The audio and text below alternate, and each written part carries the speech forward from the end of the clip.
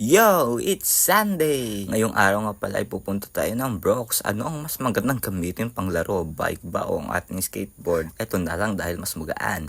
Ang susuotin nating clothing ay No Bad Vibes mula kay Khalid Bambra. Shoutout na pala sa'yo brother from 8000 Dabo Clothing.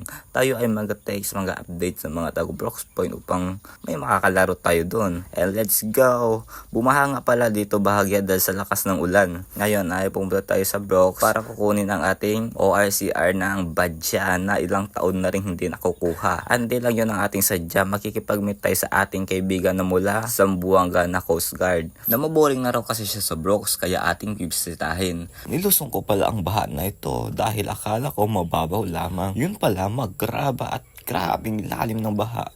At ayan tuloy, nabasa ang ating paa. Dumiretso na nga tayo dito sa motor trade at ayun na nga biglang sumulpot ang ating kaibigan at nakipagkamay. Hindi na tayo nagpatagal pa at dahil dyan lumabas na tayo para makapaglaro at maikot-ikot natin ang bawat spot dito sa Brooks Point, Palawan. Prince Jobal Amyon nga pala ang kanyang pangalan.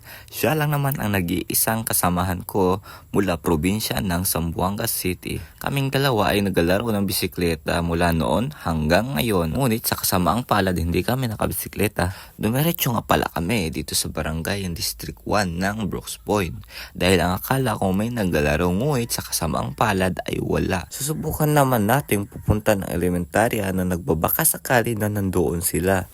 At nang mapasyal na rin natin ang ating kaibigan dito sa Brooks Point, Palawan. Sa kasamaang palad, may mga aktibidad ang mga guro sa kanilang eskwelahan. Kaya kami ay tutungo papuntang Octagon kung saan ito na lang ang ating huling spot. At nakarating na nga tayo sa ating destinasyon. Isang Oli Hop daw muna gamit ang kanyang scooter. At dahil dyan, walang maglalaro na skater ng Brooks Point. So kami na lang dalawa muna at mag-i-enjoy habang nakadayo. Let's go!